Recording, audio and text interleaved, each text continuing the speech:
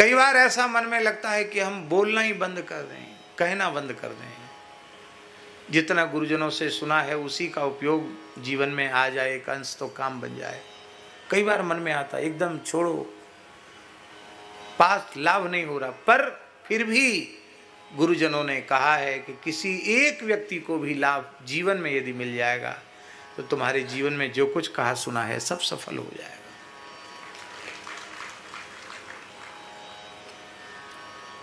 अरे जिनको नहीं मिल रहा, किसी एक जिज्ञासु को लाभ मिल जाएगा तो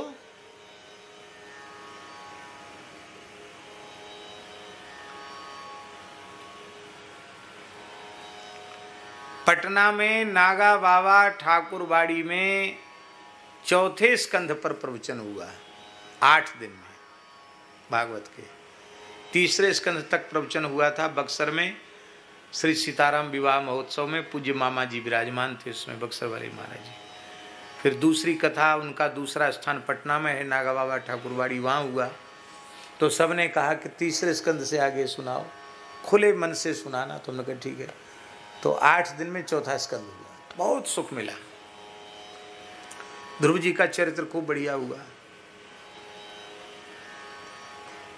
उसमें एक लड़के पर प्रभाव पड़ा। क्या प्रभाव पड़ा? उसने बक्सर वाली कथा सुनी हुई थी, तब ये YouTube का जमाना भी नहीं था, प्रत्यक्ष कथा सुनी थी बक्सर की। और जब नागा बाबा ठाकुरबाड़ी में कथा हुई 1 साल बाद, तो 1 साल में ही उस बच्चे में इतना परिवर्तन आया, हम आपको क्या बतावें।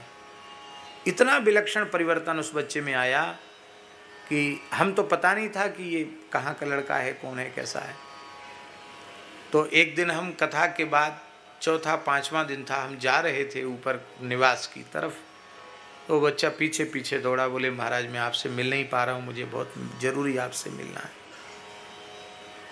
तो आश्रम के व्यवस्थापक बोले कि अरे रे लड़का बड़ा खतरनाक है, बहुत रोता है, ये यहाँ था, इसको हमने कहा भैया दूसरी जगह रहो, यहाँ मत मरो। क्यों?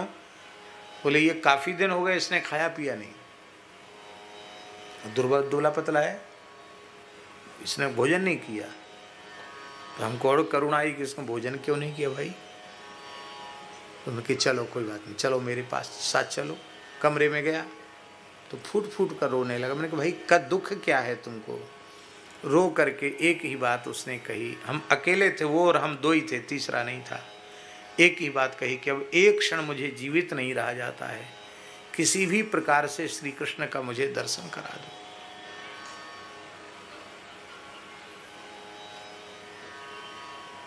कहाँ के हो भाई? बोले पटना के आसपास कोई गांव का नाम बताया। वहाँ कहूँ पढ़े लिखे हो? बोले हाँ हमने नौकरी छोड़ दी है। नौकरी कहाँ? बोले सरकारी, जो सरकारी होटल होते हैं ना, सरकारी होटल क्या कहते हैं उसको? गेस्ट हाउस, सर्किट हाउस कहते, क्या कहते, उसमें मैनेजर के पद पर था वो, शिमला में। तो बोले नौकरी हमने छोड़ दी, आपकी कथा सुनी और अब मैं क्या साधन क्या करते हो? बोले द्वादशाक्षर मंत्र का जप करता हूँ। नौकरी छोड़ दी है। विवाह? बोले अभी विवाह नहीं किया, पिताजी पीछे पड़े। नौकरी छोड़ने से पिताजी बड़े नाराज हैं।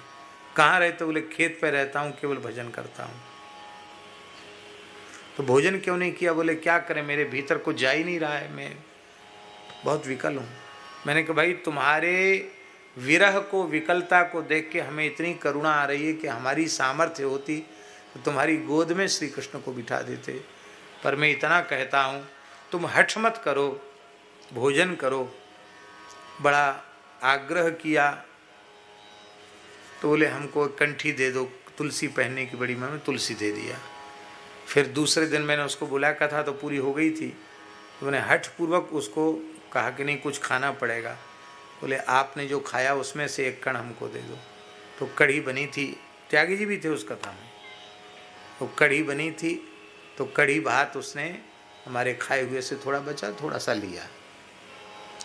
इसके बाद हम पहुँचे वृंदावन। स्वामी जी सत्य घटना सुना रहे, सत्संग का प्रभाव। तो 1.5-2 महीने बाद वो बच्चा फिर वृंदावन में और कमज़ोर। मैंने कहा भाई बात क्या हो गई? बोले अब मैं पिताजी से पूछ के, बोले हाँ पूछ के आया हूँ आपके पास। बिहारी जी चलो दर्शन कर लो। नहीं नहीं, हमको तो बोलते चालते ठाकुर जी चाहिए, हमसे बात करें और रो रो के कहे, हमारे आंसू पहुँचे, वो बिहारी जी चाहिए।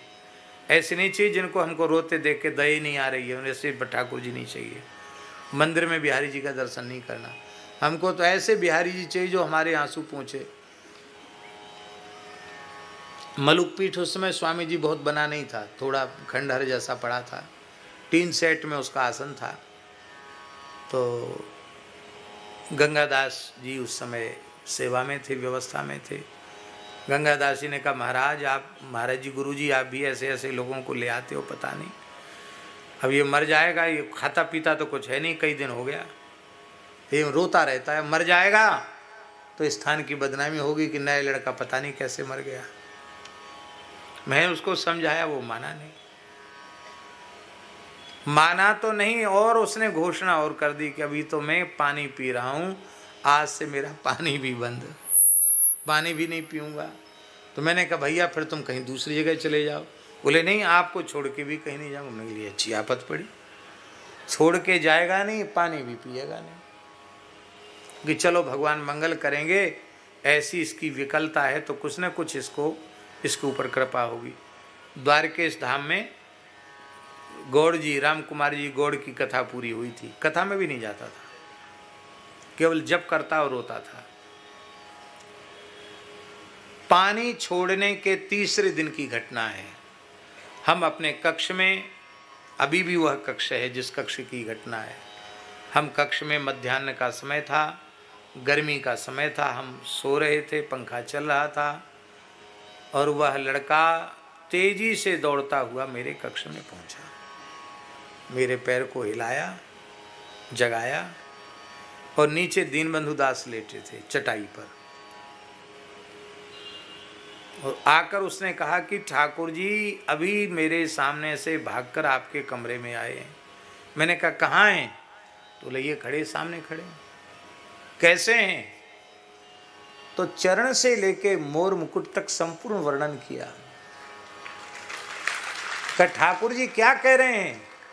बोले ठाकुर जी करे आओ मेरे हृदय से लग जाओ। ऐसे कह के उसने दीवाल का आलिंगन किया।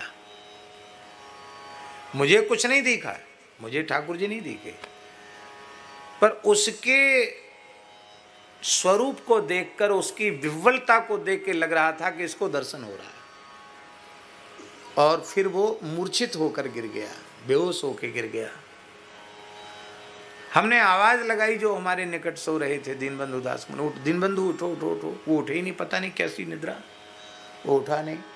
फिर मैंने थोड़ा गंगा जल लिया, उसके मुख में गंगा जल दिया। मैंने कहा कहीं गर्मी न चढ़ गई, वो पानी नहीं पी रहा है। मैंने कहा क्या हो गया तुमको? तो चरणों में सिर रख करके अत्यंत प्रसन्नतापूर्वक कहा कि मैं जो चाहता था वो हो गया। श्री कृष्ण ने मुझे हृदय से लगा लिया, मेरा काम पूरा हुआ।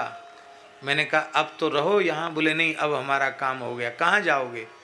बोले अब मेरा मन है कि मैं हिमालय की ओर जाऊँगा, उत्तराखंड की ओर जाऊँगा। कहाँ रहोगे? बोले जहाँ कोई मनुष्य ना हो, ना हम किसी को देखें ना कोई हमें देखे, वहाँ रहूँगा। मुझे आशीर्वाद दीजिए, मैं जा रहा हूँ। तो हमने कहा वहाँ ठंड है, कुछ कपड़ा ले लो। तो कहता न कपड़े की ज़रूरत है न पैसे की ज़रूरत है, आप दोनों हाथ सिर पे रख दो।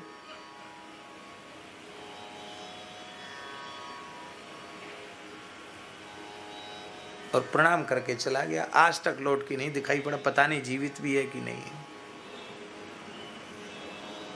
व्याकुलता से तीसरे दिन भगवत प्राप्ति होते हुए देखी। केवल 2 बार कथा सुनने की महिमा। हाँ, ये जरूर है कि उसका कोई जन्मांतरीय संस्कार होगा, पूर्व जन्म की साधना होगी। तो ऐसा ही कोई एक भाग्यशाली जीव ईमानदारी से भजन में लग जाए, उसके लिए इतना श्रम कर रहा हूं। इसलिए मेरी प्रार्थना है इसी जन्म में इसी शरीर से भगवत प्राप्ति हो, ऐसा संकल्प लेकर के सत्संग करो, ऐसा संकल्प लेकर के भजन करो।